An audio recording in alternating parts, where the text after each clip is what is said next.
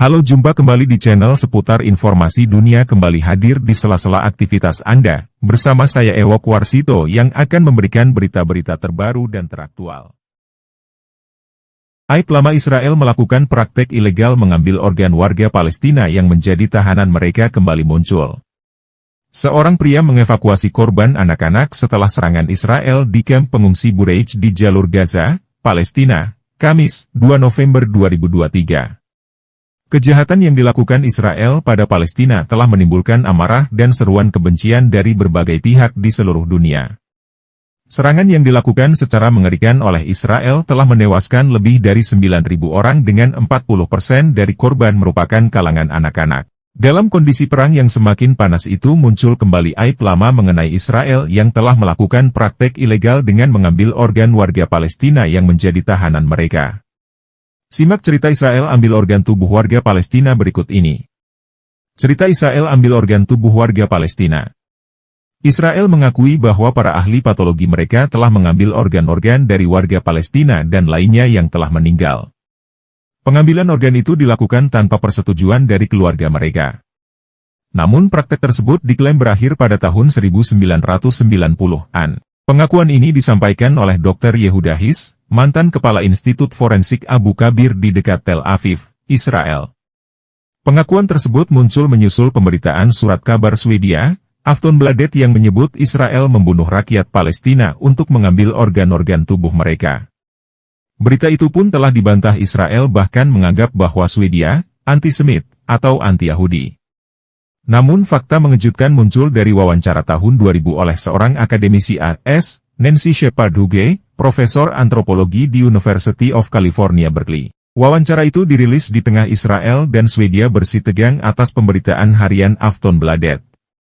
Stasiun televisi Channel 2 memberitakan bahwa tahun 1990-an para spesialis di Institut Abu Kabir mengambil kornea mata, kulit, katup jantung dan tulang-tulang dari jasad-jasad prajurit Israel, warga Palestina dan para pekerja asing.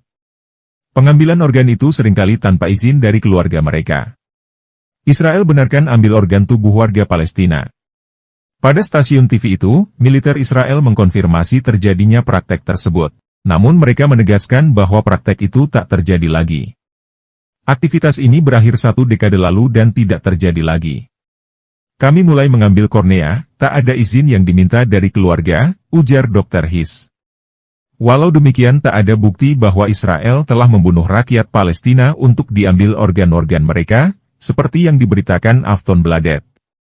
Media Swedia itu mengutip keterangan warga Palestina yang mengatakan para pria muda dari tepi barat dan jalur Gaza ditahan pasukan Israel dan tubuh mereka dikembalikan ke keluarga dengan kondisi adanya organ yang hilang. Pemerintah Israel mendesak pemerintah Swedia mengecam artikel Aftonbladet tersebut.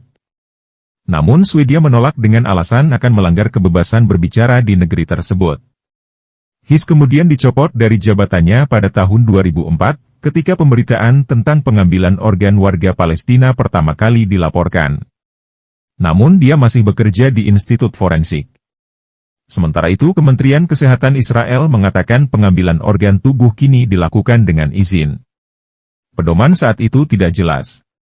Selama 10 tahun terakhir, Abu Kabir telah bekerja berdasarkan etika dan hukum Yahudi, katanya dalam sebuah pernyataan di Channel 2. Diketahui bahwa Israel memiliki bank skin terbesar di dunia yang digunakan untuk pengobatan medis seperti kanker, luka bakar dan masih banyak lagi. Pengakuan mengejutkan datang dari pihak Israel yang mengkonfirmasi sebagian besar organ yang disimpan bukan dari pihak warga Israel. Mereka mengatakan kebanyakan organ yang tersimpan di dalam bank tersebut berasal warga negara Palestina. Orang Israel memang benar-benar bangsa yang biadab, hukum internasional tumpul apalagi PBB. Tidak berkutik, jadi apa artinya hukum yang dibuat dengan sedemikian rupa kalau akhirnya tidak berfungsi? Demikian informasi tadi yang saya laporkan saat ini. Saya Ewok Warsito dan segenap kru yang bertugas undur diri. Terima kasih telah menonton di Baladewa Channel. Wassalam.